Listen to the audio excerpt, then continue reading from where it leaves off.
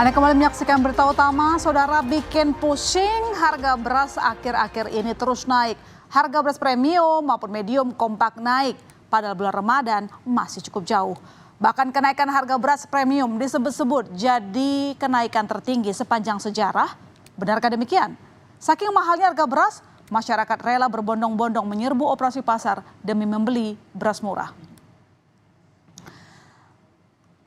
Ya saudara, akhir-akhir ini antrean warga demi membeli beras murah hampir jadi pemandangan sehari-hari. Harga beras yang tinggi di pasaran membuat masyarakat rela antre hingga berjam-jam demi membeli beras murah. Seperti yang terjadi di Karawang, Jawa Barat ini. Warga rela antre berdesak-desakan demi membeli beras murah.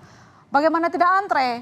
Harga beras medium di operasi pasar murah yang digelar pemerintah daerah Kabupaten Karawang, Jawa Barat dengan Bulog dijual seharga Rp10.500 per kilogramnya. Lebih murah dari harga normal beras di pasaran Rp14.000 sampai Rp15.000 per kilogram. Alhasil, sebanyak 4 ton beras yang disediakan untuk dijual kepada warga Karawang habis dalam waktu 1 jam.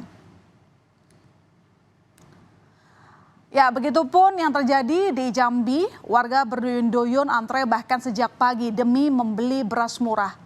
Warga tumpah di komplek perkantoran Wali Kota Jambi yang tengah menggelar pasar murah atau gerakan pangan murah. Di pasar murah, beras 5 kg dijual Rp54.000. Untuk memenuhi kebutuhan warga akan beras murah, pemerintah Kota Jambi berencana akan melakukan kegiatan pasar murah 1 kali setiap bulan. Keberadaan pasar murah disyukuri warga karena dinilai cukup membantu keuangan. Dapat 1. Iya. Antrinya lama. Bukan lagi lama sekali. Oh, harga di pasar mahal. Pasar apa? 70-an lebih. Sekarang ini berapa? Ini 54. Tri dari pagi.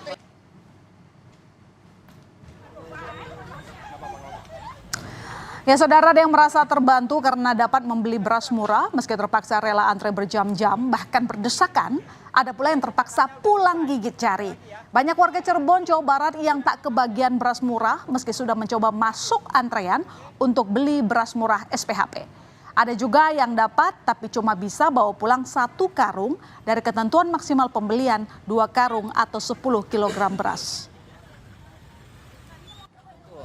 Dapat cuma kebagian 1. Yang lain kan ada yang 2 balik 3 balik. Kenapa sih begitu?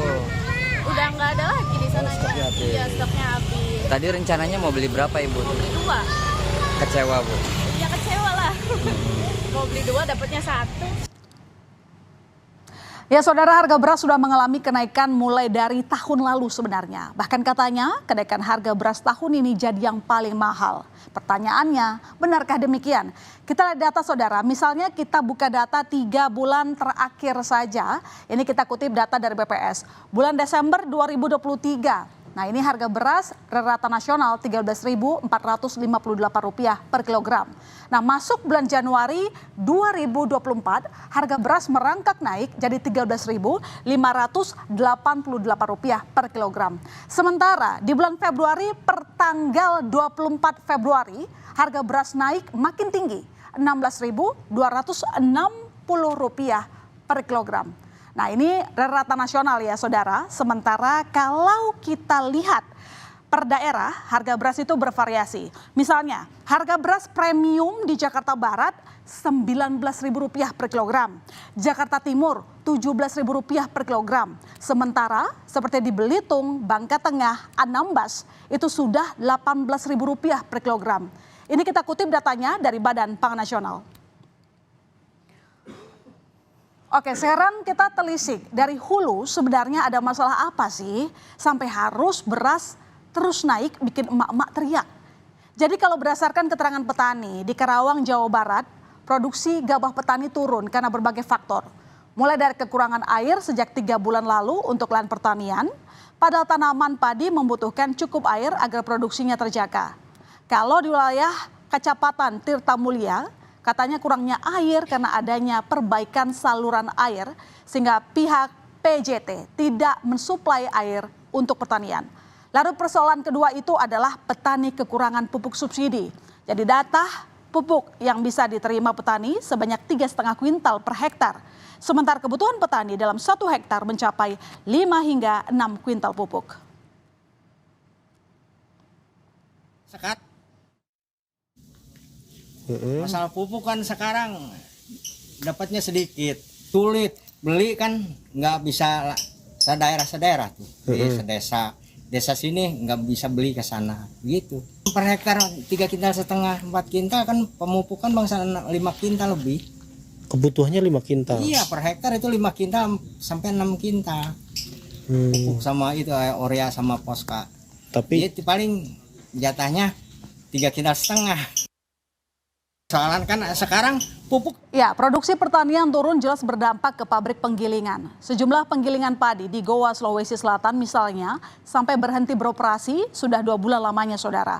Selain memang pasokan gabah yang seret, harga gabah juga mahal. Harga gabah sebelumnya Rp5.000 per kilogram, sekarang sudah mencapai Rp8.200 per kilogram, naik Rp3.200. Mahalnya harga gabah membuat pabrik penggilingan lebih memilih berhenti beroperasi karena tak kuat modal. Sudah ada sekitar 2 bulan karena stok gabah harga gabah sudah tinggi. Upayakan ini kalau baru sudah panen, kita upayakan lagi untuk penambahan modal. Kemungkinan sesudah panen baru kita rencanakan lagi untuk melakukan penggilingan lagi. Sekarang untuk gabah kering giling sekitar 8.200. Naiknya sekitar lebih 2.000. Sementara itu saat membagikan bantuan pangan beras 10 kg bagi warga di Maros, Sulawesi Selatan, Presiden Joko Widodo mengatakan kenaikan harga beras yang naik ugal-ugalan di pasaran lantaran cuaca ekstrim. Presiden mengatakan kenaikan harga beras tak hanya terjadi di Indonesia, tapi juga seluruh dunia. Dalam kesempatan tersebut, Presiden Joko Widodo lantas memamerkan program bansos pemerintah di tengah kenaikan harga beras yang terjadi di seluruh dunia. Cuma Indonesia yang punya program bansos bantuan pangan beras, katanya. Kenapa sih ibu-ibu dan bapak semuanya diberi bantuan beras 10 kilo? Tahu? Karena harga berasnya, udah tahu semuanya. Kenapa harga beras naik? Karena ada perubahan musim, ada El Nino, dan itu dialami bukan hanya negara kita, tapi negara lain juga mengalami hal yang sama, harga beras naik. Hanya di negara lain nggak diberi 10 kilo per bulan, kita, rakyat kita diberi 10 kilo setiap bulan. Bedanya itu. Ya saudara, katanya masyarakat Indonesia nggak bakal kenyang kalau nggak makan nasi kan. Jadi memang beras masih jadi komoditas yang paling dibutuhkan. Hasil Susasnas September 2023, 98,35% masyarakat Indonesia masih mengonsumsi beras. Setiap tahun jumlah konsumsinya juga terus naik. Kalau begitu, apakah konsumsi beras diimbangi dengan jumlah produksi? Dilihat dari data BPS, produksi padi di Indonesia cenderung menurun dalam 1 dekade terakhir.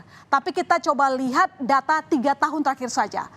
Produksi beras dalam negeri 2021 31,36 juta ton.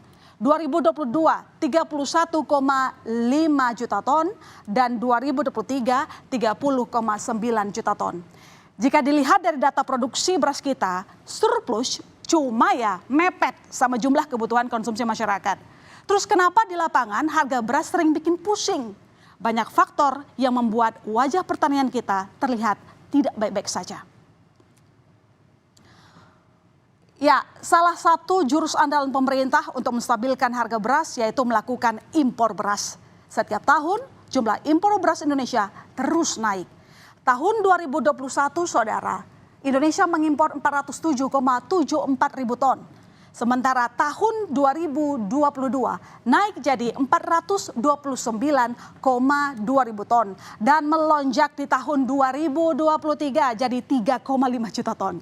Impor beras di tahun 2023 ini jadi jumlah tertinggi impor beras dalam 5 tahun terakhir. Sementara data terbaru dari Badan Pusat Statistik, Indonesia sudah impor beras 443,910 ton per Januari 2024. Miris memang, negara agraris tapi sampai sekarang masih mengandalkan beras hasil dari negara lain. Padahal kembali lagi ke data kita sebelumnya saudara, 98,35% masyarakat Indonesia mengonsumsi beras. Bukankah ini jadi data, fakta yang harusnya sangat diperhatikan?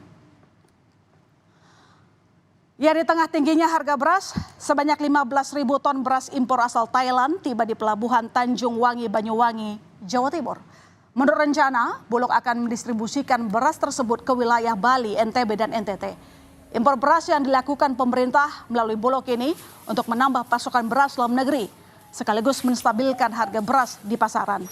Stok beras di Indonesia berkurang karena masa tanam padi mundur tidak sesuai musim, imbas El Nino. Bulog menyebut secara nasional, Januari-Februari produksi beras disebut defisit hingga 2,8 juta ton. Dikatakan oleh Pak Kabadan, kita defisit 2,8 juta ton, termasuk Sulawesi Selatan. Ya, Sulawesi Selatan ini kan sentra produksi beras Indonesia, memasok ke daerah-daerah lain.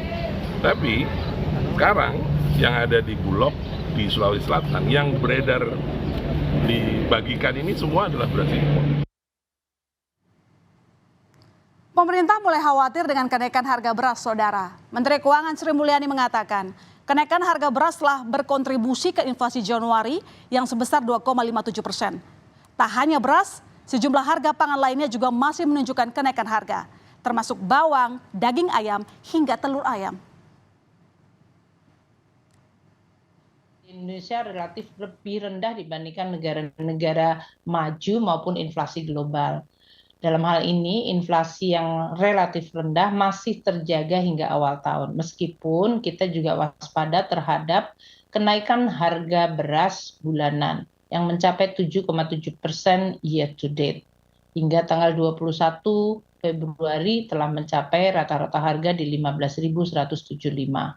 Ini yang memberikan kontribusi terhadap inflasi volatile food di dalam headline inflasi kita. Ya, kenaikan harga beras dikhawatirkan terus berlanjut. Maka untuk jangka pendek, pemerintah harus segera menstabilkan harga beras, terutama jelang Ramadan, agar tidak menimbulkan keresahan di masyarakat. Dan jangka panjang tentu saja memaksimalkan produksi beras dalam negeri untuk memenuhi kebutuhan nasional, sehingga meminimalisir gejolak harga beras dan tentu saja mengurangi ketergantungan impor beras. Saudara, usai jeda ada informasi